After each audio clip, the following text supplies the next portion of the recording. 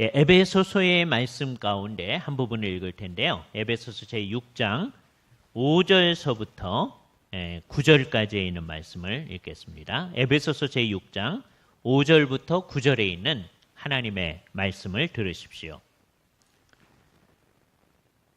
종들아, 두려워하고 떨며 성실한 마음으로 육체의 상전에게 순종하기를 그리스도께 하듯 하라. 눈 가림만 하여 사람을 기쁘게 하는 자처럼 하지 말고 그리스도의 종들처럼 마음으로 하나님의 뜻을 행하고 기쁜 마음으로 섬기기를 주께 하듯 하고 사람에게 하듯 하지 말라. 이는 각 사람이 무슨 선을 행하든지 종이나 자유인이나 주께로부터 그대로 받을 줄 알미니라. 상전들아, 너희도 그들에게 이와 같이 하고 위협을 그치라. 이는 그들과 너희의 상전이 하늘에 계시고 그에게는 사람을 외모로 취하는 일이 없는 줄 너희가 알미니라. 주께서 이 말씀을 사용하셔서 우리에게 필요한 은혜를 베풀어 주시기를 원합니다. 이제 삶을 얘기해야 되는데요. 우리가 남겨놓은 게 있어서 조금 더 하고 여기로 가도록 하겠습니다. 우리가 아까 이제 예배에 대해서 얘기를 하면서 교회 공동체 제일 중요한 일이 이제 하나님께 예배를 하는 일인데, 주님의 도움을 얻어서라야 근원적으로 구속도 그러하고 성령님의 함께하심도 그러하고 우리가 예배를 할 수 있다. 그러니까 예배를 하러 나와서 또는 예배를 드린 후에 하나님, 우리가 꽤 괜찮게 했죠. 이런 마음이 있을 수는 도무지 없는 거다. 그렇죠? 열심히 그 누구보다도 최선을 다해서 예배를 하는 거예요. 그러놓고서도 정말 우리가 어찌할 줄 모르는 마음. 왜? 결국은 주께 예배를 했는데요. 그게 처음부터 끝까지 다 주께서 도우셔서 예배를 한 거거든요. 그러니까 우리는 최선을 다해서 하지만 한 게 없는 것처럼 하는 마음을 딱 가지고 주 앞에 있게 됩니다. 처음부터 끝까지 주님만을 의존해서 이제 하게 되어져요. 그래서 예배에는 주로 하나님께서 우리에게 이렇게 내려주시는 부분들이 있고요. 하나님의 말씀을 우리에게 내려주시는 일이. 그래서 성경을 읽는 순서가 매우 중요하거든요. 그래서 옛날 교회는 구약을 상당 부분 읽었어요. 이거는 이제 무슨 전통이냐면 회당 예배의 전통을 따라서 하는 겁니다. 회당 예배는 창세기, 출애굽기, 레위기, 민수기, 신명기, 즉 모세 오경, 그걸 토라라고 하는데 그 가운데서 한 부분을 읽는데 대개는 어떻게 읽었느냐? 지난주에 창세기 1장 읽었으면 오늘 2장을 읽습니다. 그런 식으로 쭉 읽어가요. 지난주에 이사야서 60장 읽었다. 그럼 오늘 61장을 읽고 그러는 거예요. 쭉 읽어갑니다. 이런 것을 우리는 계속적인 읽기라고 그래요. 마찬가지로 토라 앞부분 얘기를 읽었으면 그 다음에 여호수아서부터 있는 말씀을 전부 다 선지서라고 얘기합니다. 그죠? 그러니까 시편, 잠언, 전도서 이쪽 부분은 이제 성문서인데 그거 빼놓고는 대개는 선지서라고 그래서 구약의 율법의 말씀을 하여튼 한 장 정도 우리식으로 많이 읽고 그다음에 선지서 말씀을 읽고 그럽니다. 그 전통을 우리 가져왔어요. 그리고 서신 바울의 글들, 또 다른 사도들의 글들 또는 예수 그리스도의 복음서 말씀을 사람들이 읽죠. 그래서 전통적으로는 교회 안에 대개 한 3가지 복문을 계속적으로 읽어옵니다. 그죠? 첫 번째는 구약 말씀을 하나 읽고요. 그다음에 두 번째는 서신서에서 하나 읽고, 그다음에 세 번째는 복음서에서 하나를 읽습니다. 이게 천주교에서 늘 하던 방식이에요. 그래서 이제 좋은 말씀인데 이게 이제 우리에겐 사라졌으니까 이제 세 부분을 읽는데 그 맨 마지막 부분이 이제 복음서에서 있거든요. 그래서 그거 읽을 때는 오늘 복음의 말씀은 어디입니다. 그러면서 얘기해요. 그게 참 좋은 얘기잖아요. 그게 이제 천주교에서만 그렇게 하는 거예요. 그래서 이제 세월이 한참 지나면서 우리가 이제 어떻게 됐느냐 하면 주일 아침 예배의 경우에 있어서는 이제 읽을 본문이 많으니까 순서가 좀 많잖아요. 그래서 고민을 하다가 워낙은 주일 아침 예배 때 구약 한 장, 신약 한 장 정도를 읽어야 합니다. 그죠? 그럼 이제 저녁 예배도 그걸 이어서 읽어야 되거든요. 그런데 주일 아침 예배는 그냥 그날에 설교할 본문만을 우리가 읽도록 우선 잠정을 했어요. 그건 왜냐하면 거기에 집중하기 위해서 그렇게 하는 겁니다. 대신에 오늘 이제 이 순서는 오후 예배 순서를 따라서 한다고 그랬잖아요. 오후 예배 때에 구약 한 장, 신약 한 장을 읽어가는 일을 하는 거죠. 근데 이 일은 어떻게 해야 되냐면 계속해서 읽어가야 됩니다. 구약도 계속. 그러니까 지난주에 창세기 1장 읽었으면 그 다음에 2장 읽고 계속 우리가 그렇게 하죠. 요즘 우리가 잠언을 같이 읽고 그다음에 전도서 읽고 그랬잖아요. 이 내용을 계속 읽어 나가는 겁니다. 그죠? 근데 이걸 지속적으로 읽는다고 하는 게 효과가 있으려면 모든 성도가 주일 오후 예배 때 다 있어야 되는 거예요. 그래야 이게 다 읽는 거죠. 안 그러면 그냥 우리 형식만 딱 빌려오는 겁니다. 그래서 아주 이상한 결과가 나타나는데 교회가 성경을 지속적으로 읽는데 우리 교회처럼 오후 예배만 하면은요. 그래서는 안 되는데 그런 사람이 있으니까 주일 오후 예배만 참석하고 가는 사람들 있잖아요. 그 사람은 교회와 함께 성경을 안 읽는 사람이 되는 거예요. 그죠? 또 오후 예배에 참석했다가 안 했다 그렇게 되잖아요. 그러면 어떤 성경을 읽고 그 다음에는 안 읽었다 또 읽고 그런 거예요. 그래서 교회는 형식적으로는 계속적인 읽기를 해요. 그러나 그 사람한테는 선택적 읽기가 됩니다. 이건 안 되는 거다는 생각을 해야 돼요. 그죠? 그러니까 이거는 정말 온 교회가 신경을 써야 됩니다. 우리가 주일 오후에 성경을 구약 한 장, 신약 한 장 읽을 때 이게 지속적으로 읽어 나가는 읽기가 돼야 된다. 그래서 교회 공동체가 같이 참여를 해야 되는 거예요. 그래서 그 읽기를 할 때는 옛날에는 그렇게 못했던 걸 우리가 하는 건데요. 아침 시간에 제가 성경 봉독하는 거하고는 다르게 합니다. 아침 시간에 성경 봉독하는 거는요.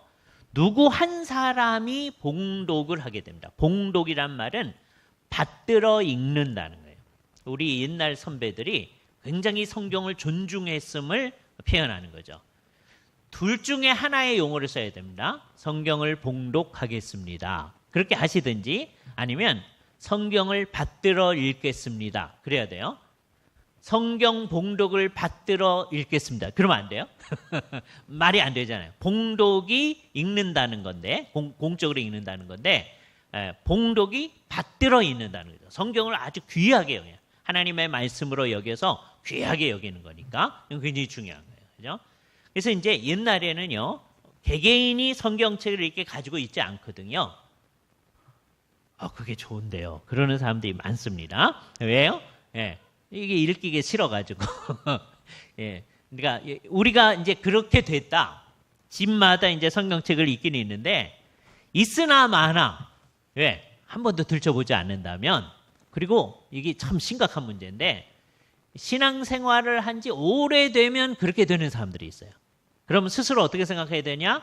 우리는 영적으로 병들었구나. 이렇게 생각해야 돼요. 이거 심각한 얘기입니다. 여러분들이 좀 괜찮아졌을 땐 그래도 성경을 좀 읽습니다. 그죠? 이제 이상해졌을 때는 성경을 안 읽어요. 두 종류가 있는데 성경을 안 읽는 사람이 이 세상에 책이라는 거는 별로 안 읽어. 워낙. 그러니까 성경책도 안 읽어요. 왜? 이 세상 바쁜 상 가운데 업무 처리하기도 바쁜데 무슨 책 읽을 여유가 있어. 그러면 사람답지 않게 사는 거죠. 그렇잖아요. 두 번째 사람은 다른 책은 읽어. 성경책은 안 읽어. 그러면서 마음의 위안을 잡기에는 어떻게 하는 게? 주일날 우리 예배당 가면 오후에 한 장씩 읽습니다. 이러면 안 되는 거예요. 각자도 읽어야죠. 읽고 생각하고 읽다 모르는 거 있으면 이제 써놨다가 목사님들 예배당에 계시는 거니까 주일날 여쭤보기도 하고 그러는 거죠. 그죠? 그래서 목사님들을 그렇게 이용하셔야 된다고 그랬어요. 가끔가다 목사님들도 모를 수도 있죠. 그럼 목사님이 다음에 생각해 와서 또 말씀드리겠습니다. 그러면 또 다음에 이제 배우기도 하고 뭐 그럴 수 있는 거죠. 그죠? 그게 목사님들이 각 교회 공동체에 있는 이유입니다. 하나님의 말씀을 우리에게 잘하기 위해서. 그러나 교회 공동체는 언제나 하나님의 말씀을 개인적으로도 읽고 공동체가 같이 읽는 거예요. 그죠? 근데 이렇게 개개인이 읽을 수 있게 이거를 번역해주고 다음에 그때 번역해주는 때 마침 하나님의 놀라운 섭리 가운데서 이게 어느 게 먼저기 때문에 이게 됐는지 모릅니다. 예? 루터의 성경을, 루터가 독일어로 이제 성경 번역하잖아요. 구텐베르크의 인쇄술을 사용해서 인쇄를 해가지고 많이 퍼뜨린 거예요.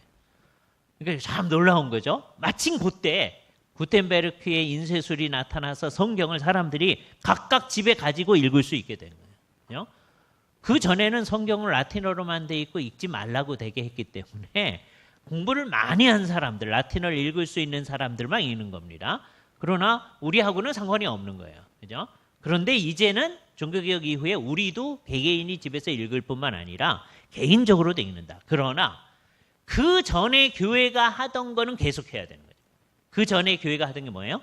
예배 시간에 하여튼 구약의 말씀을, 선지자들의 말을 읽을 수 있는 시간이 나는 대로 오래 읽었다 그래요. 이거 어쩌면 한 장 이상 읽었는지도 모르겠어요. 우리가 아까 학개서를 2장 읽었잖아요. 그건 참 좋습니다. 왜냐하면 전체적으로 한번 쭉 볼 수 있기 때문입니다. 예를 들어서 아까 신약 말씀을 에베소서 6장을 읽었는데 6장의 한 부분을 읽었어요. 바울이 에베소 교회에 이 편지를 써 보냈을 때 바울이 편지를 보냈는데요. 오늘은 앞부분만 읽겠습니다. 다음 주에 뒷부분 읽겠습니다. 그러지 않았을 거예요. 바울 선생님이 편지를 보내왔습니다. 그래서 어떤 사람이 서가지고서는 처음부터 끝까지 쭉 읽었을 겁니다. 그렇지 않아요? 예. 그게 성경은 이렇게 전체적으로 읽어야 전체의 의미를 알 수가 있습니다. 그죠? 그래서 그 일을 하는 게 성경을 읽는 시간이에요. 그거 할 때는 옛날에는 개개인이 성경을 가지고 있는 게 아니니까 한 사람이 읽습니다. 그러면 다른 사람들은 그 읽은 말씀을 같이 들어야 돼요. 그죠? 그리고 어떤 분이 그것을 설명하기 시작하죠. 그게 이제 교회의 예배에 굉장히 중요한 말씀이에요. 읽는 자들, 말씀을 읽는 사람들이에요. 그래서 그 사람들을 독경자라고 합니다. 독경자, 리더, 읽는 사람이에요.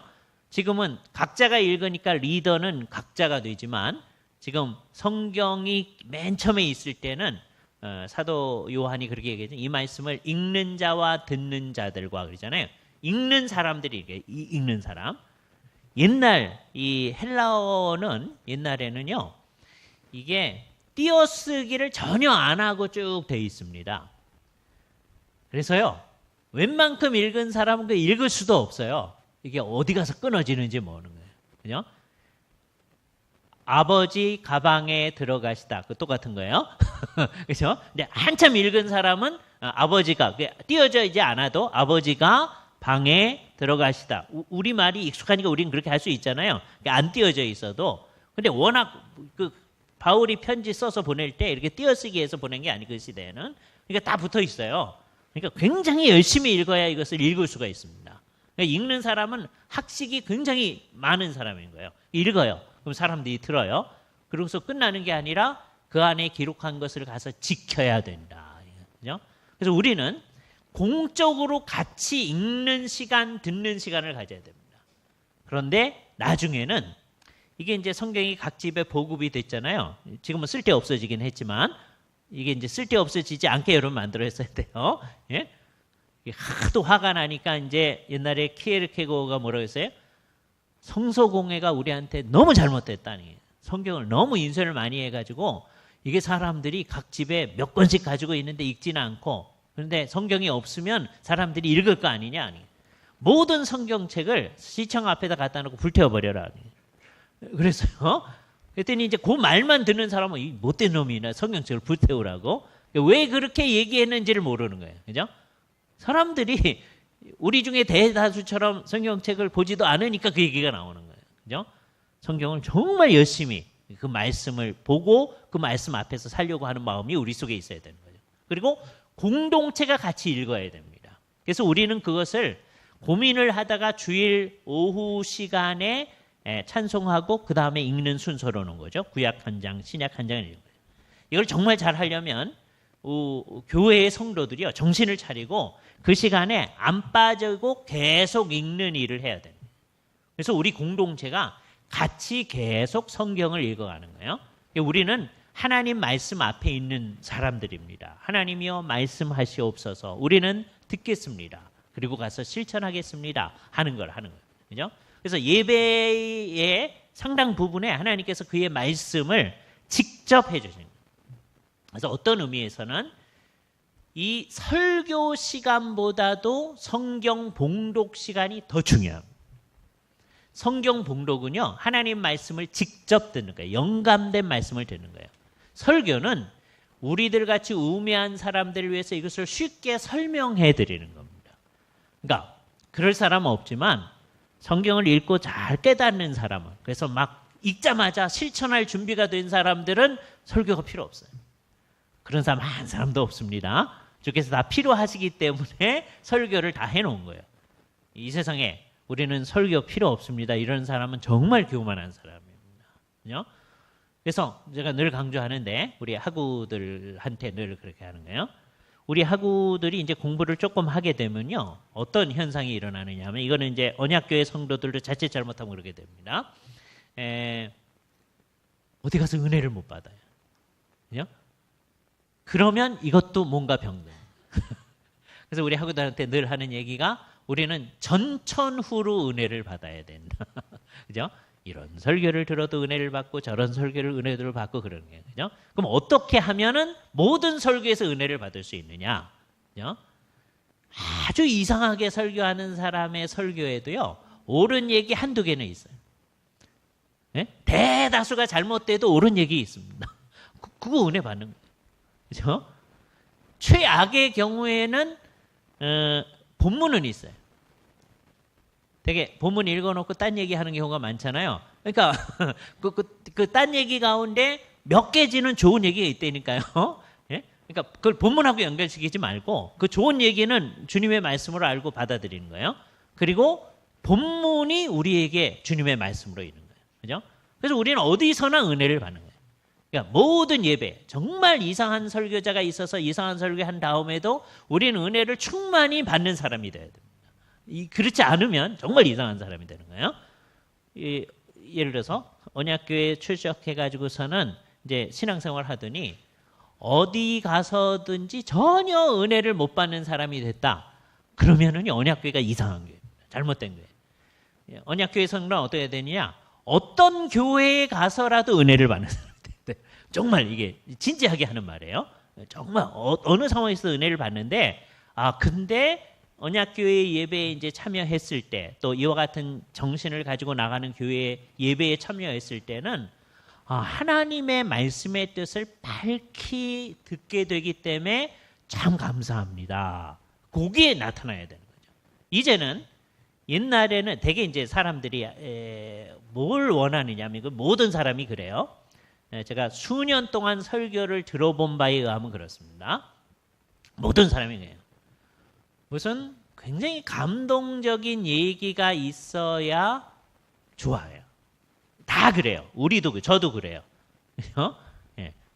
근데 사실은 어때야 좋아하느냐 하면, 성경 말씀의 뜻을 정확하게 깨닫고, 그래서 그것에 의해서 성경을 이해하는 어떤 선이 쫙 나타나고, 그것의 결과로서 인생 전체를 해석할 수 있는 틀이 나타났을 때, 그게 사실은 은혜를 받는 거예요. 그런데 그거 은혜 받았다고 생각하는 사람이 참 드뭅니다. 왜? 그거에 관심이 없기 때문에 그래요. 그죠? 정말 이상합니다. 그래서 설교를 듣는 사람들도 거기에 익숙하고 설교를 하는 사람들도 그거를 알거든요. 그래서 이제 여기서 이제 사람들이 이제 타락을 하게 되는데, 어떻게 타락하느냐? 감동적인 얘기가 우리 속에 있기를 바라게 돼요. 성경 얘기를 안만 해야 별로 감동을 안 받거든요. 왜? 이게 이제 일종의 예방 주사를 맞았기 때문에 성경은 성경 얘기다 그런 거예요. 무슨 얘기가 감동스러우냐? 우리 살아가는데 굉장히 감동스러운 얘기들이 있어요. 자기들의 삶의 얘기 같은 거. 그러면 그 얘기할 때는 다 정신 차리고 다 듣습니다. 그런 걸 몇 번 경험하다 보면 이거는 듣는 사람도 문제고 전하는 사람들도 이게 문제가 되는데요. 그런 걸 얘기해야 사람들이 정신을 차리는구나. 특히 이렇게 오후 시간에 얘기할 땐 더구나 그렇습니다. 그죠?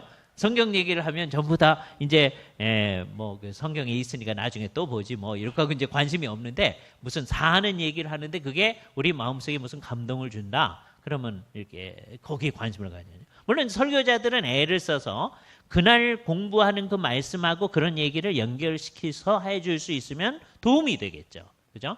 그러나 혹시 그런 게 없다 해도 우리는 그 성경 말씀을 잘 밝히 알 수 있게, 그런 우리의 삶의 얘기는 사실은 성경을 밝히 이해하는 데 도움을 주기 위해서 하는 거거든요. 근데 그게 주류를 차리해 버린다면 이게 주객이 전도되는 거죠. 이건 뭐 제 경험에서도 마찬가지예요. 그래서 여러분들은 이제 일주일에 이제 예배를 몇 번 안 하지만 저희는 맨날 이제 매일 학교에서 채플에 있으니까 매일 설교를 듣습니다. 우리 학우들도 그러고. 그런데 대개는 그 설교 시간에, 특히 이제 개강 심령 수련회 그런 시간에도 보면 무슨 사는 얘기를 해야 사람들이 괜찮다 이렇게 생각을 하는 경우들이 많이 있어요. 그게 안타까운 거죠. 그러니까 이 설교는 뭐 하는 거냐면 그냥 성경 말씀을 잘 풀어서 설명해 주는 거예요. 그러니까 제가 쓰는 말로 그것을 성경의 본문을 크로우즈업 해주는 거다. 그 말씀이 있었었는데 그 말씀이 진짜로 있고 그게 안 잊어버리게끔 만들어준다면 그 설교자가 좋은 설교자구나 그렇게 생각해야 돼요. 그러니까 사실 엄밀히 말하면 이 세상에서 설교를 잘한다고 하는 사람이 나쁜 설교자일 수도 있어요. 가끔가다 경우에 있어서는. 어떻게 되면 나쁜 설교자냐 이런 거예요. 그 설교를 듣고 났는데 그 설교자가 머릿속에 뇌리에 남어. 성경 말씀은 안 남어. 그건 그 나쁜 설교예요. 그죠? 누가 설교했는지도 모르겠고 뭐 어떻게 했는지도 모르겠는데 그 본문이 내 마음속에 남았다. 그럼 그게 좋은 설교예요. 그죠? 왜? 설교는 뭐 하는 거예요? 그 본문을 밝히 드러내주는 거기 때문에. 그죠? 하나님의 말씀을. 그래서 하나님의 말씀이 우리 속에 계속 남아있을 수 있게 하는 작업을 하는 거예요. 그래서 성경 읽는 게 굉장히 중요합니다. 성경을 듣는 시간이 중요합니다. 그죠? 그래서 그 성경 읽기 시간에는 우리가 어떻게 하는 거냐 하면 교독을 하잖아요. 이 성경 봉독하는 시간에는 한 분이 그냥 해야 합니다. 그러니까 성경 봉독하는 시간에는 본문이 좀 길어도 교독을 안 하는 게 좋아요. 성경 봉독하는 시간에는. 그리고 합독도 안 하는 게 좋습니다. 합독은 다 같이, 예를 들어서 요즘은 짧은 본문은 이 교독하는데 아주 익숙하다 보니까 짧은 본문은 그냥 합독하시죠. 뭐 그런 경우가 있어요. 꼭 안 되는 건 아니지만 될 수 있는 대로 이것은 누군가가 읽고 우리는 같이 들어야 됩니다. 성경책을 보면서 같이 들어야 돼요. 다음에 그 읽었던 성경 본문이 우리 속에 살아있도록 하기 위해서 하는 일이 설교, 하는 말씀을 우리에게 해주는 거예요. 이 예배가 마쳐졌다. 그리고 나면 이제 우리에게 이제 과제가 주어지는데 그 과제가 뭐냐? 그 말씀을 우리의 삶 가운데서 실현되어지도록 하는 일, 그게 우리의 삶. 그러니까 예배 시간은 짧고요. 삶은 긴 거예요. 예? 인생은 짧고 예술은 길다가 아니고 예배 시간은 짧아요. 예. 요즘 점점 짧아지고 있죠. 대신에 그 시간에 들은 말씀을 우리의 삶으로 실현해야 되는 거예요. 그죠? 그러니까 인생이 짧은 게 아니라 우리 인생 동안에 그거를 실현해야 되는 거예요. 그것이 삶의 문제입니다. 그러니까 우리는 늘 강조하는 대로 예배한 사람다우게 사는 게 문제예요. 그렇게 한다면 예배한 사람으로 사는 거예요. 그렇게 한다면 우리는 교회를 세워나가는 일을 하는 거예요. 근데 예배한 사람답게 살지 못했다. 되게 이제 토요일쯤 오늘쯤 이렇게 집에서 생각을 해보면 그런 게 있거든요. 그럼 그거를 주 앞에서 회개하는 마음을 가지고 정말 진짜 회개하는 마음을 가지고 그 우리의 부족한 삶을 다 들고 여기 나오는 거예요. 여러분 이렇게 삶을 들고 나오진 않아요. 마음에 담고 나오죠. 그 부족한 삶을 다 묶어서 주 앞에 올려드리는 일이 내일 아침에 드리는 주일 아침 예배입니다. 우리의 삶 전체를 드리는 거예요. 그죠? 그거를 상징적으로 뭘 가지고 하느냐 하면 우리가 이 세상에서 생활하면서 얻었던 재물을 가지고 상징적으로 내는 거예요. 그게 헌금입니다. 그죠? 헌금 자체가 목적이 아니에요. 그리고 그 자체가 중요하지 않아요. 그죠? 그럼 뭘 드리는 거여야 되냐? 구속함을 받은 나의 삶. 그런데 구속함을 받은 삶인데 우리가 주님의 뜻대로, 주님께서 지난주에 가르쳐 주신 대로 살려고 노력했는데 잘 안 된 그 삶, 일그러진 그 삶, 그 삶을 가지고 오는 거예요. 그죠? 그러니까 이 삶을 그냥 가지고 오면 이게 주님이 받을 수 없죠. 그죠? 자기 딴에는 주님의 뜻대로 한다고 막 애를 쓴 거여야 됩니다. 주님, 우리가 워낙 엉터리잖아요. 그러니까 이거 그냥 가져왔으니까 받으세요. 이러면 안 되는 거죠. 그거를 돈으로 표현한다고 그랬잖아요. 헌금으로. 그러면 그게 뭐가 돼요? 이게 제가 아주 악랄하게 얘기하면 하나님 이 돈 먹고 떨어지세요 하는 게 된단 말이에요. 예? 정말 무서운 거거든요. 그러니까 우리가 정말 헌금을 할 때 어떤 마음으로 해야 되냐면 내 존재 전체를 다 하는 거예요. 그래서 어느 주간에는 헌금을 못 하셔도 돼요. 상관없어요. 예? 그래도 내 존재 전체가 다 바쳐져서 하나님 앞에 우리 존재 전체를 드리는 거예요.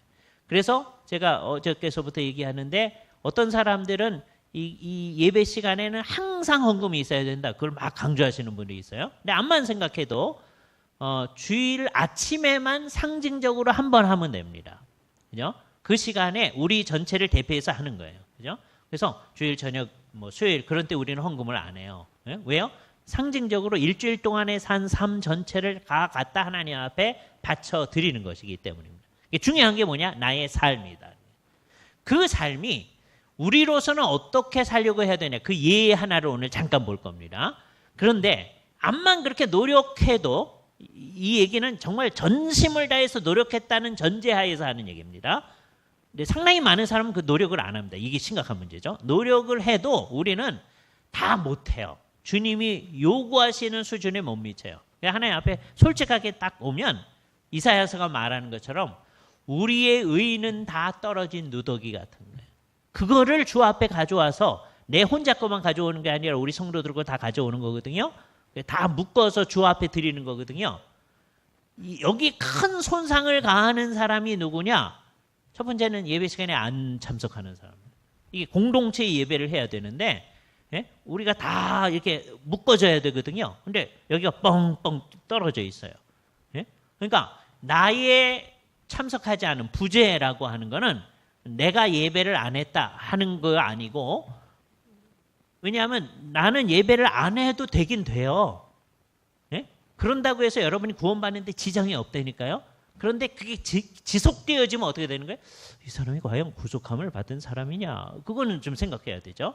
그런데 내가 이렇게 내 부분을 결여를 시키면 공동체가 예배를 주 앞에 드리는 일에 지장을 주는 거예요. 아무도 그 생각 안 합니다. 아니, 나만 무슨 일이 있어서 오늘 빠지는 거예요. 그러죠. 다음 주 나오면 되죠. 사실은 그게 아니고 그게 전체의 예배가 손상을 받게끔 하는 거다. 그 생각을 딱 해야 돼요. 그게 교회 의식인 거예요. 그건 내 개인이 알아서 하는 거죠. 그렇지 않다니. 우리가 하나의 그리스도의 몸이다. 그리스도의 몸으로서 하나님 앞에 드려야 되거든요. 그래서 이 손상이 나타나지 아니하도록 애를 쓰는 거예요. 그러니까 어떤 의미에서 우리는 다른 사람 또는 공동체 전체를 위해서 예배당에 안 빠지는 거예요. 나를 위해서 안 빠지는 게 아니고 나만 생각하면 빠져도 돼요. 이 말을 또 오해합니다. 사람은. 왜 예배 안 나오죠? 목사님 빠져도 된다고 그랬잖아요. 그죠? 안 빠지면 구원받고 빠지면 구원 안 받고 그런 게 아니란 말이에요. 예? 이 빠지고 안 빠지고 이게 중요한 게 아니고 첫 번째 자기 자신으로서는 무슨 문제가 있냐면 내가 정말 주 앞에 경배를 하는 거냐? 빠지면서 경배한다는 건 좀 이상하거든요. 근데 특별히 나에게 있어서는 무슨 문제가 있느냐면 물론 여기 이제 목사님들의 책임이 좀 더 있습니다만은 성경을 이렇게 차곡차곡 공부해 나가는 건데 어느 주일을 빠지잖아요. 그 부분을 공부를 안 하잖아요. 그럼 내가 하나님의 말씀을 이해하는 데서 큰 손상이 있는 거예요. 근데 실질적으로는 손상이 별로 없어요. 왜요? 별로 뭐 그날 빠져도 별로 많이 배우는 것도 없고 생각하는 것도 없으니까. 예? 그렇게 하게끔 우리들이 잘못한 거에 대해서는 참 죄송하게 생각을 해요. 그러나 우리로서는 그러면 안 되겠구나. 이게 큰 소상이 자꾸 이렇게 구멍이 뻥뻥 뚫려 있으면 안 되는 거구나.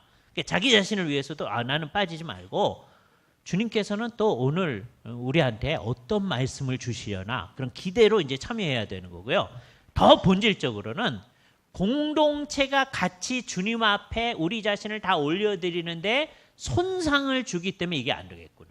그런 마음을 딱 가져요. 그게 교회의 의식, 공동체 의식이에요. 지체 의식이에요. 그 의식이 없는 사람이 너무 많습니다. 그러니까 우리는 우리를 위해 사는 사람이 아니라 남을 위해 사는 사람이에요. 이 의식이 분명해야 돼요.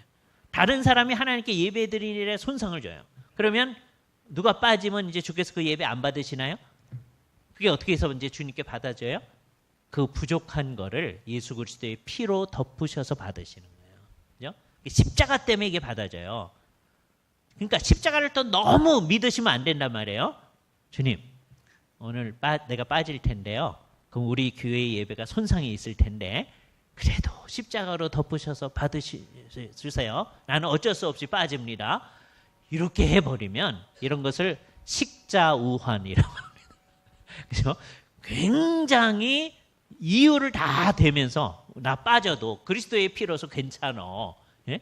잘 모르는 사람은요, 나 빠지면 이게 공동체에 큰 결함이 생긴다고 그러니까 이거 안 되는데 큰일 난다고 생각하는데 아주 똑똑해서 그래도 그리스도의 피로 덮으시니까 괜찮아. 자기가 아는 것 때문에 정말 그 공동체가 손상을 받잖아요. 교회가 점점점 이상해지겠죠. 맨 처음엔 그게 안 보입니다. 그러나 서양 교회를 보세요. 점점점 사람들이 안 모이기 시작하고 그러더니 주님의 뜻대로 안 가잖아요. 그게 머지않아 이제 우리 속에도 있을 거다. 그죠? 우리는 정말 하나님 앞에 예배하는 거는 그게 뭐 구원하고 직접 상관이 있는 건 아니지만 이건 거의 생명과 같이 생각하는 거다. 모든 공동체 예배에 우리가 참여해서 같이 성장해 나가고 주님의 뜻대로 해 나가려는 마음을 가져야 된다는 거예요. 그런데 이제 구체적으로 살 때 어떻게 살아야 되느냐 하나만 얘기하는 거예요. 지금 이 본문이 읽었던 본문 에베소서 6장 이 본문이요. 고대 사회의 노예들한테 하는 말입니다. 이 고대 사회의 노예들의 삶은요. 여러분이 아주 이상한 회사의 직원으로 일하는 삶보다 더 어려운 삶. 우리를 막 괴롭히는 회사의 직원으로 일한다. 그러면 이거 해 말어 막 이러면서 이제 하잖아요. 예? 그보다 더한 삶을 살고 있는 사람이에요. 자기가 하고 싶은 일을 하는 것도 아니고 주인이 하라는 건 다 해야 돼. 귀찮은 일을. 그때 뭐라고 얘기합니까? 6장 5절에 종들아 두려워하고 떨며 성실한 마음으로 육체의 상전에게 순종하기를 어떻게 해래요? 그리스도에게 하듯 하라. 이게요. 종된 사람들한테는 귀찮은 말입니다. 예? 너희가 어쩔 수 없이 종들이지. 예? 그러나 그 사람은 사실은 웃기는 거다. 이렇게 얘기해 줘야 좋을 텐데 그렇지 않고 그 사람에게 순종하기를 어떻게 해야 된다? 그리스도에게 하듯 하라는 거예요. 그 무리한 상전한테도요. 우리는 이제 괜찮은 상전한테는 잘하고요. 잘못된 상전한테는 못하고요. 되게 그렇게 마음이 돌아가죠. 그죠? 이 세상에 얼마나 무리한 윗사람들이 많이 있습니까? 예? 무서운 사람들이 위에 있을 때 정말 마음이 무서워지는 때가 있는데 예? 어떻게 할 거예요? 그죠? 무리한 사람. 그런데 우리는 어떻게 하라는 거예요? 모든 사람들한테 그리스도에게 하듯이 하라는 거예요. 하라. 그죠? 왜 그러냐? 예? 어떻게 하냐면 그리스도의 종들처럼 마음으로 하나님의 뜻을 행해라. 주인이 시키는 일을 하는데요. 그게 결국 그 사람한테 유익한 일이잖아요. 그러니까 이제 주인의 입장에서는 어떻게 생각하냐면 너는 종이니까 그거 해야 돼. 그렇게 하지만 하나님은 네가 종이어서 그렇게 한다고 생각하지 아니하고 한 사람이 다른 한 사람에게 잘해 준다고 여기시는 거예요. 좋은 일을 하는 거예요. 이 사람 종이어서 하는 건데도 그런 거예요. 어떨 때 그렇게 여겨지는 거예요? 이 사람이 하나님의 뜻을 행한다고 할 때. 그 사람을 위해서 일을 해줘요. 왜요? 종이니까 하는 거예요. 근데 이 사람은 하나님의 뜻을 행하는 것으로 하는 거예요. 그러면 두 가지 일이 발생하는데 이 사람이 종으로서 한 일이요. 하나님의 뜻을 행하는 일이 되는 거예요. 그죠? 하나님의 뜻을 행하는 일이 돼요. 그리고 그게 그 주인한테는 선한 일을 행하는 것이 됩니다. 그래서 어떻게 되는지 아세요? 8절 보세요. 이는 각 사람이 무슨 선을 행하든지 주께로부터 그대로 받을 줄 알미니라. 너가 저 사람한테 너무 잘해주는구나. 남들이 볼 때는 종이어서 하는 거예요. 근데 하나님이 볼 때는 종이어서 하는 게 아니에요. 그 사람을 위해서 열심히 해주는 거예요. 그럼 하나님께서 그거에 대해서 너가 잘해줬으니까 너한테 그대로 내 해주겠다는 거예요. 그러니까 여기서 이제 이상한 일입니다. 이게 관념이 변화하는 건데요. 종으로서 그 일을 하는 게 아니에요. 두 가지예요. 하나는 하나님을 섬기는 일을 해요. 사람을 위하는 일을 하는 거거든요. 예? 이제 어려운 딴 문제 하나는 나중에 얘기할게요. 근데 일반적으로 이거를 해달라고 그래서 우리가 하는 거예요. 그 사람을 위해서 일을 해주는 거잖아요. 종이니까 하는 게 아니라 하나님의 일을 하는 게 되고 두 번째는 그게 그 사람한테 선을 행하는 게 돼요. 여러분이 회사에 나가서 윗사람이 뭘 좀 해달라고 그래서 아랫사람이니까 그냥 했습니다. 그러면 이제 어떻게 되는 거예요? 한 사람이 다른 사람한테 선한 일을 해주는 게 돼요. 조건은 있어요. 어떻게 할 때? 그거를 하나님의 일로서 할 때. 하나님의 일을 행하라. 예? 마음으로 하나님의 뜻을 행할 때. 그러니까 이제 어려운 문제가 하나 있는데 어떤 상황이 나타나느냐. 뭐를 하라고 하는데 그게 하나님의 뜻에 명백히 어긋나는 일을 요구할 때. 그게 이제 한두 가지가 아니어서 이게 어려운 거긴 한데요. 예를 들자면 며칠 전에 제가 SNS에 올린 건데 그 5.18 때요. 어떤 경찰의 굉장히 높은 분이었는데 발포하라고 그랬대요. 근데 못한다고 그랬대요. 예? 그리고 나서 안 되니까 이제 군인들이 들어온 거거든요. 복잡하게 해석될 수 있죠. 당신네들이 했었으면 좀 덜 했을 텐데 당신들이 안 해가지고 군인이 왔잖아요. 또 이렇게 하면 또 복잡하긴 한데 하여튼 그래서 이 사람은 그 명령을 못해서 그 사람이 제일 높은 사람인데 그 사람 아들이 글을 올렸는데 예? 그런 분 이분이 나중에 신앙을 가지게 됐다. 뭐 그런 얘기를 하더라고요. 정말 귀한 분들이 있는 거죠. 그죠? 예, 사람들을 막 죽이라고 하는데 윗사람이 하라고 그러는데 그건 안 되겠습니다. 다른 때는 잘 하던 분이 어떤 건 안 하는 거죠. 그죠? 근데 이렇게 하려면 어떻게 해야 돼요? 평소에 늘 잘했어야 되잖아요. 맨날 하라는 것마다 난 못합니다. 그러면 이거 안 되는 거거든요. 그러니까 마치 뭐하고 똑같으냐 하면 우리가 이제 부모님을 섬길 때요. 부모님이 이제 예수를 옛날에 못 믿게 하는 분들이 있잖아요. 그때 어떤 관계를 가져야 되냐? 평소에는 다 그분이 하자는 대로 하면서 그러나 그 문제만은 그러면 안 되겠습니다. 그 문제에 대해서는 오히려 어머님이 아버님이 저처럼 예수를 좀 믿으셔야 되겠습니다. 그러니까 평소에 다른 거는 부모님이 하자는 대로 다 해야 그게 통할 거 아니겠어요. 평소에 하자는 대로 해도 안 통해요. 그 문제는. 그럴지라도 최소한 그래야 되지 않겠어요? 그런 태도인 거죠. 그죠? 그러니까 이 땅에서 우리는 그러니까 웬만한 일이면은 다 이렇게 같이 하는 겁니다. 그 사람들을 위해서. 그게 그 사람을 위하는 일이 되는 거죠.